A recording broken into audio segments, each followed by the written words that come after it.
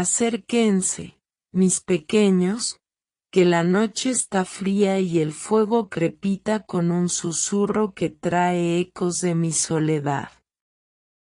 Soy Eustacia, de 85 años, y mi único hijo partió a la guerra entre Irán e Israel, sin saber si volverá. Cada día espero, soñando que algún día regresará a casa, pero el silencio me consume, y mis noches están llenas de sombras que no puedo ahuyentar. Nací en un rincón olvidado de Castilla-La Mancha, donde los campos de trigo susurran historias de antaño y las campanas de la iglesia resuenan como lamentos en el viento. Esta es mi historia, un relato de amor, pérdida y una esperanza que se aferra a mí como un hilo frágil. Para no perderse historias que rasgan el corazón y despiertan el alma, suscríbanse ahora. Cada semana, les contaré recuerdos que les harán llorar, esperar y soñar conmigo, porque mi dolor es también el de tantas madres que han perdido a sus hijos. Acompáñenme a revivir mi espera. Un viaje que me ha dejado marcada para siempre. Nací en 1940, en un pequeño pueblo de Castilla-La Mancha llamado Villaseca, un lugar donde el tiempo parecía detenido, atrapado entre los campos dorados que se extendían hasta el horizonte y las casas de adobe que parecían susurrar secretos antiguos. El aire olía a tierra húmeda después de las lluvias escasas, un aroma que se mezclaba con el perfume de las flores silvestres que crecían a los lados de los caminos polvorientos. Las campanas de la iglesia marcaban las horas con un tañido grave que resonaba en las colinas, un sonido que me acompañaba desde que era niña, cuando corría descalza por los senderos, sintiendo la tierra caliente bajo mis pies. Mi casa era humilde, con paredes que crujían por las noches como si hablaran entre ellas, y un tejado de tejas viejas que dejaba pasar el viento, llenando el aire de un murmullo que me arrullaba al dormir. Mi madre, Doña Teresa, era una mujer fuerte, con manos curtidas por el trabajo en el campo y ojos que brillaban con una mezcla de amor y tristeza. Cada atardecer, se sentaba frente a una figura de la Virgen que guardaba en un rincón de la sala, rezando el rosario con una devoción que parecía sostenerla en los días más duros. Mi padre, don Miguel, era un hombre silencioso, con manos ásperas de arar la tierra, y aunque me quería, su vida estaba dedicada al campo, a luchar contra la sequía y las cosechas escasas. Éramos pobres, pero felices, y mi infancia estuvo llena de pequeños momentos que guardo como tesoros. Recoger flores para mi madre, escuchar las historias de las ancianas en la plaza, y jugar bajo el sol con mis primos, mientras las cigarras cantaban en los árboles. A los 20 años, conocí a José, un hombre bueno que trabajaba como herrero en el pueblo. Sus manos eran fuertes, marcadas por el fuego y el martillo, y sus ojos tenían una calidez que me hacía sentir segura. Nos casamos en una pequeña ceremonia en la iglesia, con las campanas resonando y las flores silvestres adornando el altar. Un año después, nació mi hijo, Javier, mi único hijo, un niño de ojos grandes y sonrisa traviesa que llenó mi vida de luz. Lo crié con amor, enseñándole a respetar la tierra, a rezar con su abuela, y a soñar con un futuro mejor. Pero la guerra se acercaba, un rumor que se colaba en las conversaciones de los hombres en la taberna, un rumor que pronto se convertiría en una sombra que cambiaría todo. Los primeros años con Javier fueron los más felices de mi vida, una luz que iluminaba los días grises de Villaseca. Era un niño lleno de energía, con ojos que brillaban como el sol y una risa que llenaba la casa, haciendo que las paredes crujientes parecieran danzar con alegría. Lo veía correr por el patio, jugando con una pelota vieja que su padre le había hecho, mientras el olor a pan recién horneado llenaba el aire y las gallinas cloqueaban a su alrededor. Sentía un amor inmenso, un amor que me hacía olvidar las durezas de la vida, las cosechas malas, y las noches frías en las que el viento se colaba por las rendijas. José y yo trabajábamos juntos, él en la herrería y yo tejiendo para vender en el mercado, y aunque el dinero era poco, teníamos suficiente para vivir y para ver a Javier crecer fuerte y sano. Cada domingo, íbamos a la iglesia, y Javier se sentaba a mi lado, imitando a su abuela mientras ella rezaba el rosario, sus pequeñas manos sosteniendo las cuentas con una seriedad que me hacía sonreír.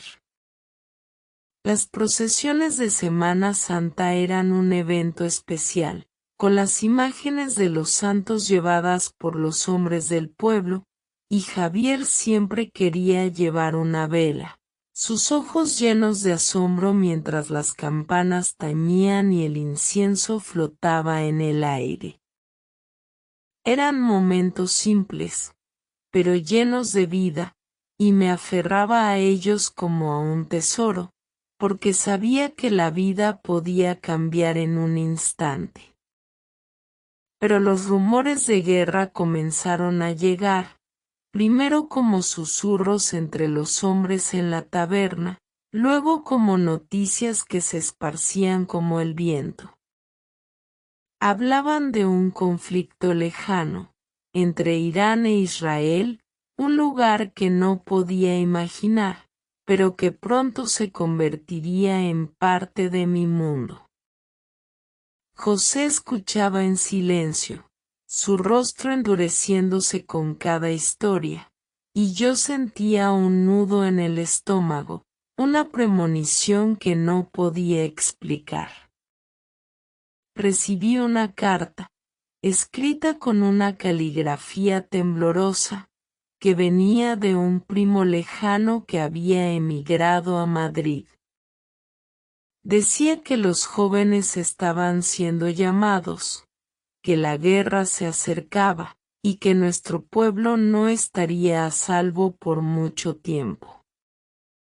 Guardé esa carta en un cajón, bajo mi cama, pero sus palabras se quedaron conmigo, como una sombra que crecía con cada día que pasaba. El día en que Javier partió a la guerra fue como si el cielo se hubiera derrumbado sobre mí, un dolor que me atravesó el alma y me dejó temblando.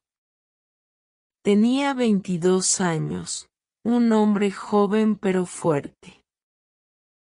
Con los hombros anchos de su padre y los ojos que aún brillaban con esa chispa de infancia que nunca perdía. La noticia llegó como un trueno, un decreto del gobierno español, una alianza con fuerzas internacionales, y los jóvenes como Javier eran llamados a unirse al conflicto entre Irán e Israel. José y yo intentamos convencerlo de quedarse, de esconderse en el bosque o de huir a otro pueblo, pero Javier era terco, y decía que era su deber, que no podía dejar a su país en manos de la guerra. Lo vi prepararse, metiendo sus pocas pertenencias en una mochila vieja, y cada movimiento suyo era como un cuchillo que se clavaba en mi corazón. El día de su partida, la aldea estaba silenciosa, como si supiera lo que estaba por venir. Las campanas tañían un lamento lento, y las mujeres se reunían en la plaza, llorando y rezando el rosario mientras los hombres se despedían de sus hijos. Javier me abrazó, y sentí su calor por última vez, el olor a tierra y sudor en su ropa, y le susurré que regresara, que lo esperaría siempre. Él sonrió, una sonrisa que intentaba ser valiente, pero que escondía miedo, y luego se fue, su figura desapareciendo entre el polvo del camino mientras el sol se ponía detrás de las colinas.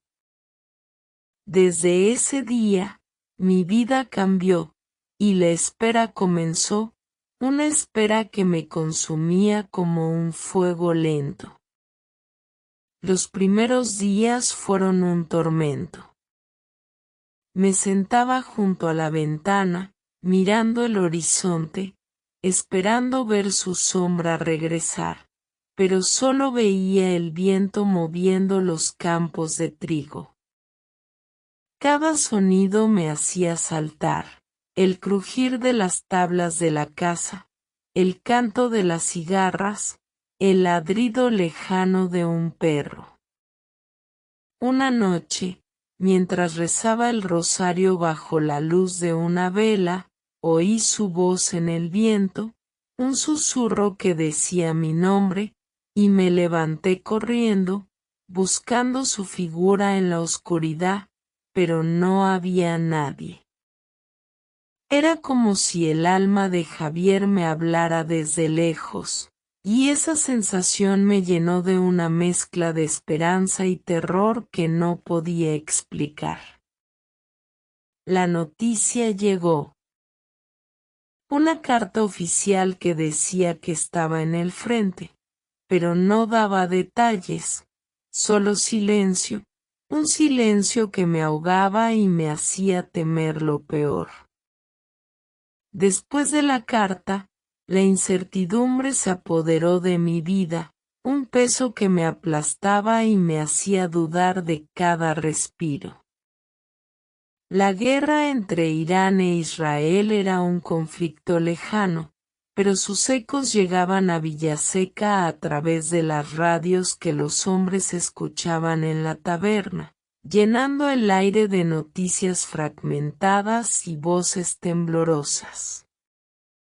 Cada día esperaba una nueva carta, una señal de Javier, pero el correo era irregular, y el silencio se extendía como una sombra que cubría todo. Me sentaba junto a la ventana, con el rosario en las manos, mirando el camino polvoriento que llevaba al pueblo, y a veces veía figuras en la distancia, sombras que mi corazón confundía con él, pero que al acercarse resultaban ser otros, desconocidos que pasaban sin mirarme. El impacto emocional era abrumador.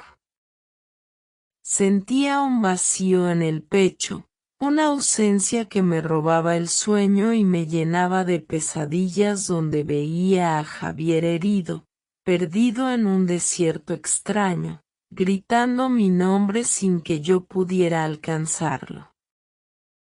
José intentaba consolarme, sus manos ásperas sosteniendo las mías, pero su propia tristeza lo hacía distante, como si temiera que hablar de Javier trajera mala suerte. La aldea también cambió, las mujeres me miraban con lástima, susurrando entre ellas mientras pasaban con sus cestas, y los hombres evitaban mis ojos, como si mi dolor fuera una carga que no querían compartir. Me aislé, pasando los días tejiendo o rezando, pero cada puntada y cada oración eran un recordatorio de mi hijo, un recordatorio de que no sabía si aún vivía. La esperanza se desvanecía con cada noticia que llegaba del frente, relatos de batallas sangrientas y bajas que llenaban los periódicos que el cartero traía. Una noche, mientras el viento ululaba fuera de la casa, algo me observaba en la oscuridad, una presencia que no podía explicar. Me levanté de la cama, con el corazón latiendo fuerte, y vi una sombra junto a la ventana, una figura que parecía Javier, pero que se desvaneció cuando encendí la vela. Fue un momento que me dejó temblando, un momento que me hizo preguntarme si mi hijo estaba perdido para siempre, o si su alma intentaba alcanzarme desde la guerra. Con el paso de los meses, mi desesperación creció, y comencé a buscar respuestas donde podía, aunque cada intento parecía llevarme a más preguntas. Escribí cartas al gobierno, a la iglesia, a cualquier autoridad que pudiera darme noticias de Javier, pero las respuestas eran vagas, llenas de promesas vacías y frases como estamos haciendo lo posible. Me sentaba en la cocina, con el olor a sopa de lentejas llenando el aire, y escribía con manos temblorosas, rogando que alguien me dijera algo, cualquier cosa, sobre mi hijo. José acompañaba mis esfuerzos, pero su silencio crecía, y a veces lo encontraba mirando al horizonte, con lágrimas que no dejaba caer, como si temiera que llorar fuera aceptar lo peor. Las visiones de Javier se volvieron más frecuentes, imágenes que me llenaban de esperanza y terror al mismo tiempo.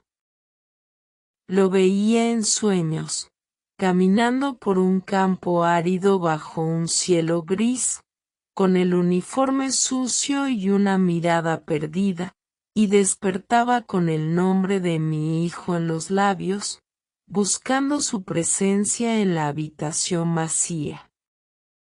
Una noche, mientras rezaba el rosario bajo la luz de la luna, vi su rostro en el reflejo de la ventana, un instante que me hizo sollozar, pero que desapareció cuando intenté tocarlo.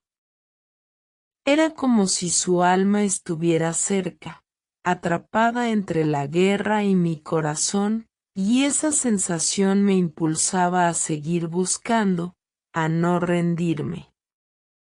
Fui a la iglesia, rogando al Padre Miguel que intercediera, que enviara oraciones a los santos para proteger a Javier. Las procesiones de Semana Santa se convirtieron en mi refugio, con las imágenes de la Virgen y el Cristo cargadas por los hombres del pueblo, y yo caminaba detrás.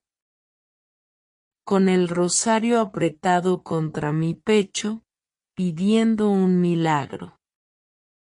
Pero el silencio me ahogaba, un silencio que llenaba la casa y mi alma, un silencio que me hacía temer que cada día sin noticias fuera una confirmación de lo peor.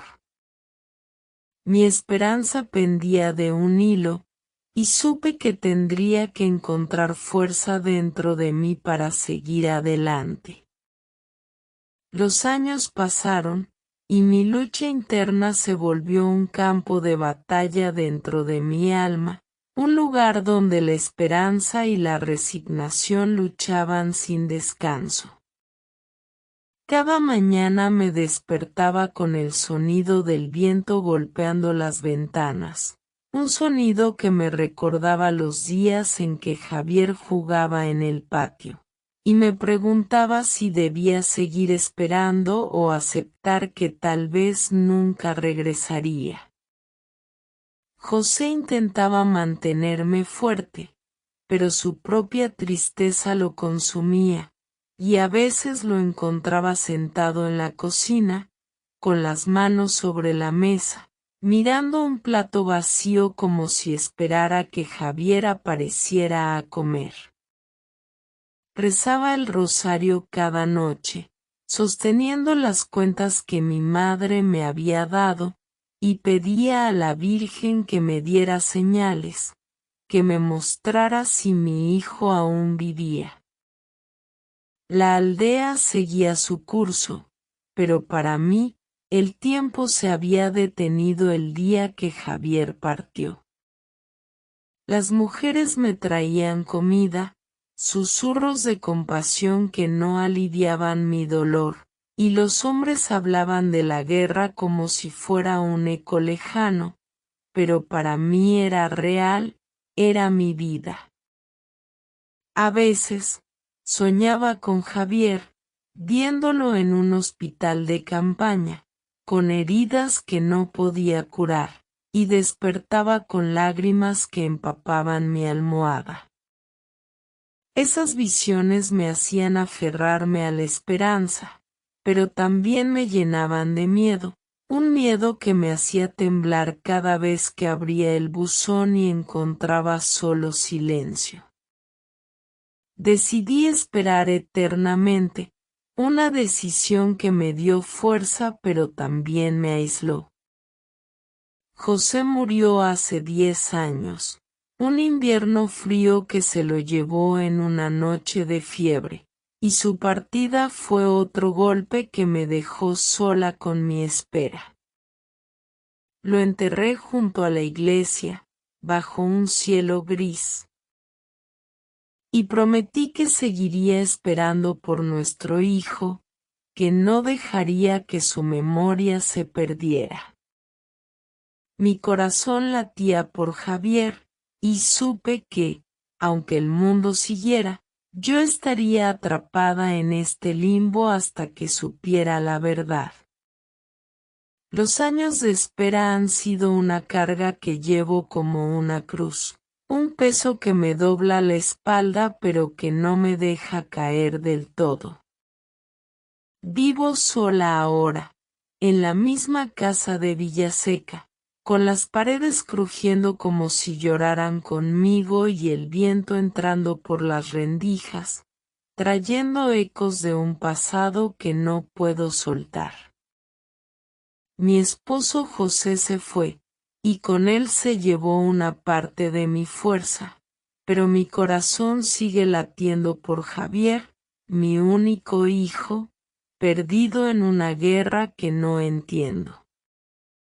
Cada mañana me despierto con la esperanza de que hoy sea el día, que alguien toque la puerta con noticias, pero el silencio es mi compañero más fiel. Un silencio que me abraza como un manto frío.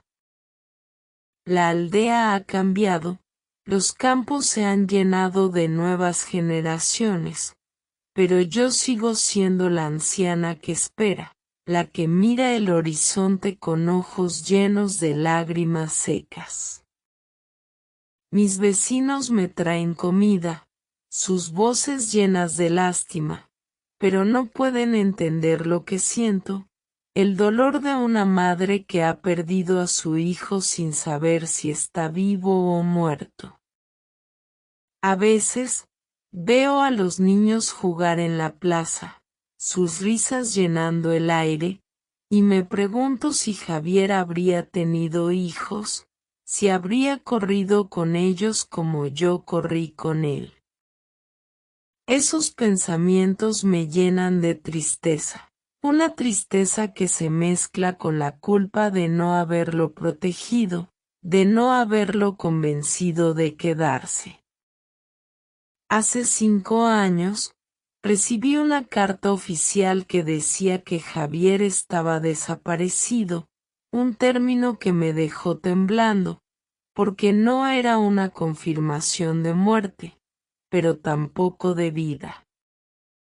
Desde entonces, mi espera se ha vuelto más intensa, más desesperada. Rezo el rosario cada noche, sosteniendo las cuentas con manos temblorosas, y a veces siento que Javier está cerca. Que su alma me habla desde la distancia. Pero mi corazón sigue latiendo por él, y aunque el tiempo pasa, mi amor por mi hijo no se apaga, un amor que me mantiene viva pero también me encadena a esta espera infinita. Han pasado más de 60 años desde que Javier partió, y vivo soñando con su regreso, un sueño que me sostiene pero que también me destroza.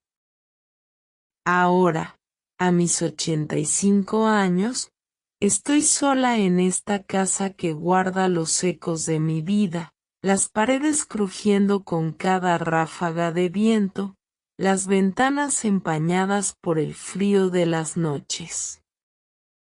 Villaseca ha cambiado, las casas nuevas han reemplazado a las de adobe, pero mi corazón sigue anclado en el pasado, en los días en que Javier corría por el patio, en las noches en que reía con su padre. Mis nietos, los hijos de una prima lejana que me cuida, no entienden mi dolor, mis ojos perdidos en el horizonte, y a veces me miran con curiosidad, preguntándome por qué no sonrío. Cada día me siento junto a la ventana, mirando el camino polvoriento, con el rosario en las manos, esperando una figura que nunca aparece.